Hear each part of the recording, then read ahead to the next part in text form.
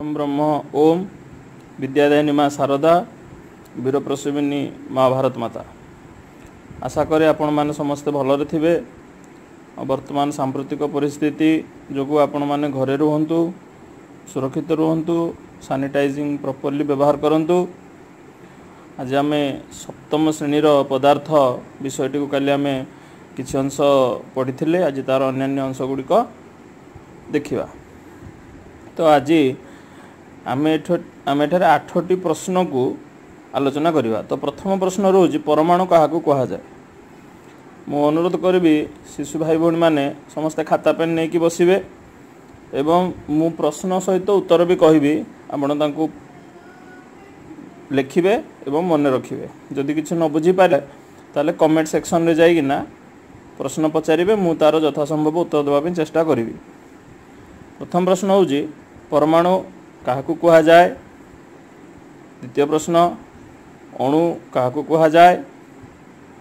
तृतीय प्रश्न अणु केते प्रकारर। चतुर्थ प्रश्न परमाणु क्रमांक क्या कह जाए। पंचम प्रश्न पारमाणविक वस्तुत्व क्या कह जाए। षष्ठ प्रश्न पारमाणविक क्रमांक और पारमाणविक वस्तुत्व मध्य की संपर्क अच्छी। सप्तम प्रश्न योज्यता क्या कह जाए। अष्टम प्रश्न अष्टक सूत्र कहले कौन बुझा। ये 8टी प्रश्न को प्रथमे शिशु भाई भौणी मैंने खातार लिखि दिंतु। तापर आम गोटे पर गोटे प्रश्न को आलोचना करिका जिबा एवं प्रश्न अंत तक माने अष्टम प्रश्न को कवर कला भितर अणु और परमाणु मध्य सबू डाउट क्लियर हो जाइथिबो। आमर रसायन विज्ञान बा जहाँ आम केमिस्ट्री कहूँ तार प्रारंभ यही सप्तम श्रेणी होता है। आपण जिते हायर क्लास जीवे, अष्टम जीवे, नवम जीवे, दशम जीवे, यार सब हायर भर्सन गुड़िक पढ़ी पढ़िका जीवे। तो बर्तमान जो दशम पिला माने अछंती तांकर गोटे बिगेस्ट प्रॉब्लम रोहुजी मैथ, साइंस, इंग्लिश एवं साइंस रो एससीबी पार्ट एवं एससीबी पार्ट रो रसायन विज्ञान तांका पे बहुत असुविधा। से परीक्षा रे बहुत सफरिंग होती एवं तांकर रसायन विज्ञान पर बहुत डाउट थाए। कारण से माने सप्तम श्रेणी रू ही जिनस गुड़ी को ठीक रे बुझी न थांती एवं सप्तम श्रेणी रू ही से जिनस गुड़ी को ठीक नेग्लेक्ट कर दियंती, जहाँद्वारा कि दशम जाऊ जाऊ दशम जो हायर भर्सन आसे से गुड़ से बुझी पारती ना। तो मु चेष्टा करे कि सप्तम रू ही फंडामेंटाल क्लियर करने एवं मो चेष्टा जी फल दब शिशु भाई भौणी मैंने निजस्व चेष्टा कले निहाती भाव में मो श्रम सार्थक हम। तो प्रथम प्रश्न है कौन परमाणु क्या कह जाए।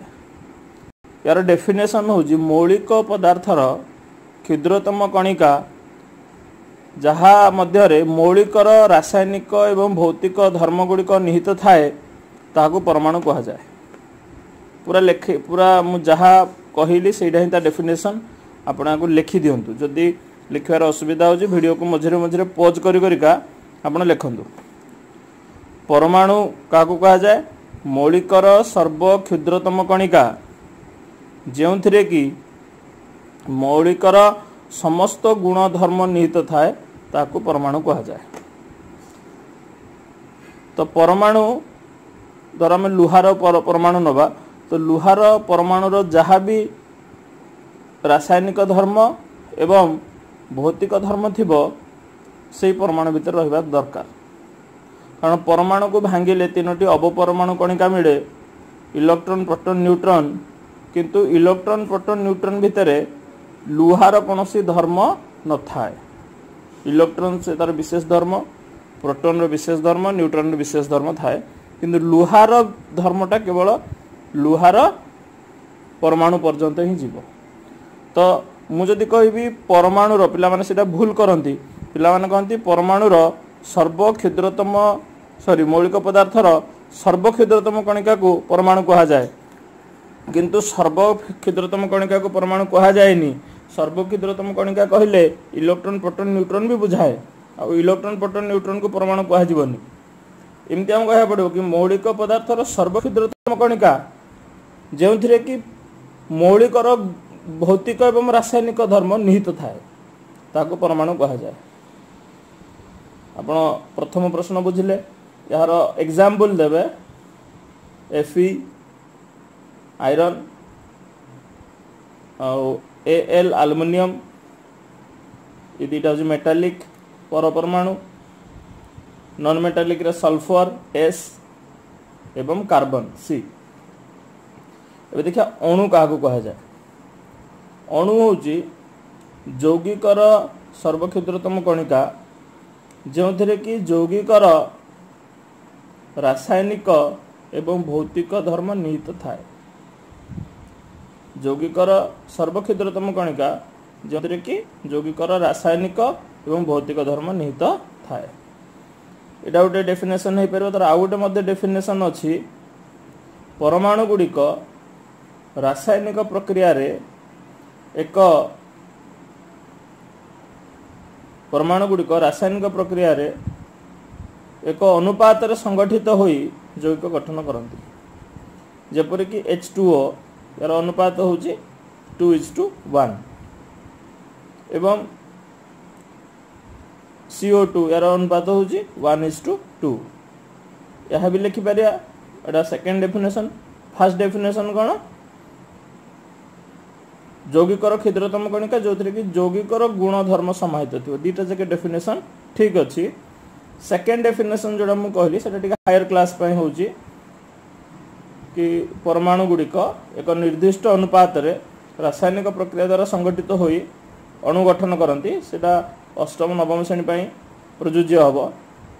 सप्तम पर्यंत एतिकी आम कहीपर कि यौगिकर क्षुद्रतम कणिका जो कि यौगिकर गुण एवं धर्म निहित थाए ताकू अणु कहा जाए। तर एग्जांपल दियंतु C6H12O6 C6H12O6 हूँ शर्करार अणु जदि या भांगा कार्बन हाइड्रोजन ऑक्सीजन मिले किंतु सेठी शर्करार गुण न थाए तो C6H12O6 ये जो कंपाउंड या भितर शर्करार गुण थाए एवं कंपाउंड फॉर्म रे ही अणु थाए ताकू जदि आहुरी क्षुद्रतम पार्ट करा जाए तार मौलिक पाइबा सीना किंतु अणु मिल ना तो अणुर डेफिनेशन हूँ यौगिकर क्षुद्रतम कणिका जो कि यौगिकर गुण धर्म निहित थाए। 3 नंबर क्वेश्चन अणु केते प्रकार अणु दुई प्रकार होता है गोटे हूँ सममौलिक विशिष्ट अणु विषम मौलिक विशिष्ट अणु। सममौलिक विशिष्ट अणु माने यार एग्जांपल हूँ O2 O3 H2 N2 समान समान मौलिक गुड़ी को लेकिन अणु गठन होता है सममौलिक अणु कहा जाए। विषम मौलिक अणु कौन ना C6H12O6 एटी कार्बन हाइड्रोजन आउ ऑक्सीजन तीनोटी परमाणु तीनोटी भिन्न भिन्न परमाणु को नहीं अणु गठन है ताको विषम जातीय अणु कहा जाए। अणु केते प्रकार अणु दुई प्रकार समजातीय अणु विषम जातीय अणु। समजातीय अणुर एग्जांपल हूँ O2 O3 N2 H2। विषम जातीय अणु कौन ना भिन्न भिन्न परमाणु को नहीं निर्दिष्ट अनुपात रे जो अणु गठन हुए ताकू विषम जातीय अणु कहा जाए। C6H12O6 Na2CO3 NaHCO3 CaCO3 एपरे तार एग्जांपल मन रखिए। तापर चतुर्थ प्रश्न हूँ पारमाणविक क्रमांक क्या कहा जाए। पारमाणविक क्रमांक हूँ 1914 मसीह वैज्ञानिक न्यूलैंड पारमाणविक मॉडल तैयारी करथिले जहाकू मॉडर्न पीरियोडिक टेबल कहा जाए। से मॉडर्न पीरियोडिक टेबल रे से परमाणु गुड़ी को तांकर पारमाणविक क्रमांक द्वारा सजाई लिखिथिले पारमाणविक क्रमांक द्वारा सजाई लिखिथिले एवं से परमाणविक क्रमांक कौन ना परमाणु मध्य थिबा इलेक्ट्रॉन प्रोटॉन न्यूट्रॉन संख्या को तार पारमाणविक क्रमांक कहा जाए। ये मन रखा कष्ट हम आउ थे कहीदे 1914 मसीह वैज्ञानिक न्यूलैंड जे कि मॉडर्न पीरियोडिक टेबल तैयारी करथिले। मॉडर्न पीरियोडिक टेबल रे परमाणु भितर थिबा न्यूट्रॉन प्रोटॉन और इलेक्ट्रॉन संख्या को नहीं से परमाणु गुड़ी को सजाई लिखिदिले एवं यहाँ को पारमाणविक क्रमांक कहा जाए। प्रत्येक पारमाणविक क्रमांक परमाणुर रासायनिक एवं भौतिक गुण को निर्धारित करती। पूरा यहाँ ही डेफिनेशन लिखा हम। और एग्जांपल होची कौन ना परमाणुर प्रथम परमाणु होची हाइड्रोजन, तापर हीलियम, तापर लिथियम, तापर बेरिलियम, तापर बोरन। बोरन हम देखिले 5 नंबर आसे, तो बोरन को हम देखिया लिखिबा कि बोरन रो परमाणु क्रमांक 5, तापर 6 रे आसीबो कार्बन, 7 रे नाइट्रोजन। मु आपनको चार्ट रे गोटे दे दीची 1 टू 20 पर्यंत आपण ताको देखिबे। सेठी मु कोन करछि ना प्रत्येक परमाणु को सजेइना लिखिछि। आपनको किछि विशेष परिश्रम करिया को पड़िबनी। एठी गोटे विशेष कथा मु कहिबी शिशु भाई भौणी मानकु, सप्तम श्रेणी पाई अति कम रे पारमाणविक क्रमांक 1 ठारू 20 पर्यंत निश्चित मन रखिबे। जदि एई पारमाणविक क्रमांक आपण मन रखिबे नाही, आगो को आपण पारमाणविक वस्तुत्व, योज्यता, रासायनिक प्रक्रिया किछि भी बुझी पारिबे नाही। जो मानकर 10th 9th रे एससीपी रे प्रॉब्लम हुए से कहंती गुरुजी आमे बुझी पारुनु, मु तां पचारे मु कभी क्लोरीन रो पारमाणविक क्रमांक कत तांको आसु नथिवो, सोडियम रो पारमाणविक क्रमांक कते तांको आसु नथिवो। जदि से माने सप्तम पाठ को सप्तम रे कंप्लीट न करी किना नवम दशम जिबे एई असुविधा हबो। तो मु एई पारमाणविक क्रमांक बहुत इंपोर्टेंट। आपण दशम श्रेणी पिला को पचारले मध्य 100 रु 70 पिला तार आंसर दे परिबेनी, पारमाणविक क्रमांक को कहि परिबे नाही। अति कम रे दशम पर्यंत हमको 30 रु 40 पारमाणविक क्रमांक मन रखा को पड़िबो। किंतु सप्तम भितरे मु 20 टी परमाणु को देइछि चार्ट रे। सप्तम श्रेणी शिशु मान को मोर विशेष अनुरोध, अति कम रे से 1 रु 20 पर्यंत माने हाइड्रोजन रु स्टार्ट करी कैल्शियम पर्यंत सेई क्रम रे, जो क्रम रे मु लेखिकी देइछि सेई क्रम रे ही तांको मन रखिबे। एवं पारमाणविक क्रमांक मन रखिबा द्वारा रसायन विज्ञान आहुरी सहज हो जाए। तबरे आसो 5 नंबर क्वेश्चन, पारमाणविक वस्तुत्व काहाकू कहा जाए। पारमाणविक वस्तुत्व कहले कोन, परमाणु भितर 3टी अवपरमाणु कणिका थाए, इलेक्ट्रॉन, प्रोटॉन, न्यूट्रॉन। इलेक्ट्रॉन रो मास बा इलेक्ट्रॉन रो ओजन बहुत नेग्लिजिबल कंपैरिजन टू 0। तो इलेक्ट्रॉन रो कोनोसी वस्तुत्व न थाए, वस्तुत्व थाए प्रोटॉन और न्यूट्रॉन रो। तो एई दुईटी वस्तुत्व को मिसेइले जे वस्तुत्व आसे ताको पारमाणविक वस्तुत्व कहा जाए। जहा कि सबु बेले 99% पारमाणविक क्रमांकर 2 गुण हुए। किछटा एग्जांपल पे मु लिखि देछि चार्ट रे, आपण देखंतु। कार्बन रो पारमाणविक क्रमांक होछि 6, पारमाणविक वस्तुत्व होछि 12। जदि आपण कोनोसी एटम रो पारमाणविक क्रमांक को मन रखिबे, ऑटोमेटिकली आपण पारमाणविक वस्तुत्व को मध्य मन रखिबे। पारमाणविक वस्तुत्व को मन रखिया पई कोनोसी विशेष परिश्रम आपण करिया को पड़िबो नाही, किंतु कंडीशन आपण पारमाणविक क्रमांक को मन रखिया को पड़िबो। तो आपण निजे जानि पारथो मो शिशु भाई भौणी माने कि पारमाणविक क्रमांक को मु काहे की कहूजी कि मन रख बोली। आगो को मैं क्लास गुड़ आगू नहीं जी आप हृदयंगम करें कि मुझे कौन पाई कहूली पारमाणविक क्रमांक को निश्चित भाव घोष बोली। एवं मोर अभिभावक मान को एतिक अनुरोध से या प्रति दृष्टि दिंतु। अति कम शिशु मान को 1 रु 20 पर्यंत पारमाणविक क्रमांक को निश्चित भाव घोषातु। तापर हम देखिए पारमाणविक क्रमांक परमाणुक वस्तुत्व मध्य की संपर्क अच्छी। पारमाणविक क्रमांक 2 गुण पारमाणविक वस्तुत्व हुए। किछिटा बही लिखाई पारमाणविक क्रमांकर 2 गुण रु अधिक होची पारमाणविक वस्तुत्व। किछिटा एटम पाई जिमदी हुए, जिमदी सोडियम पाई, सोडियम रो पारमाणविक क्रमांक होची 11, तार वस्तुत्व हवा कथा 22, 11 दुगुणे 22 हवा कथा, किंतु सेटा होची 23। सोडियम, आयरन, जिंक, कपर एमती किछिटा आटम पाखे किछिटा व्यतिक्रम हुए से मुझे कौन कहली 99% कहली 100% मुझे कहनी कारण किछिटा आटम पाखे से व्यतिक्रम हुए किंतु आउ सब आटम मान पाखे ठीक ठाक रहे। तापर देखा योज्यता क्या कह जाए योज्यता क्या कह जाए ता आगु बुझा आगु मु अष्टम क्वेश्चन अष्टक सूत्र क्या कह जाए मुझे सहीटा कहीदे कारण अष्टक सूत्र सहित योज्यतार बहुत निबिड़ संपर्क अच्छे। अष्टक सूत्र कौन प्रत्येक मौलिक निज बाह्यतम कक्ष 8टी इलेक्ट्रॉन रखा चाहती एवं 8टी इलेक्ट्रॉन को रखी सारा परे से माने निष्क्रियता को प्राप्ति होती आउ का सहित रिएक्शन करती नहीं यहाँ अष्टक सूत्र कह जाए। मु प्रॉपर डेफिनेशन कहूँ माने आपन को बही विशेष आउ बही देखा आवश्यक नहीं मुझे जहाँ डेफिनेशन कहूँ से ही लिखि दिंतु ठीक है।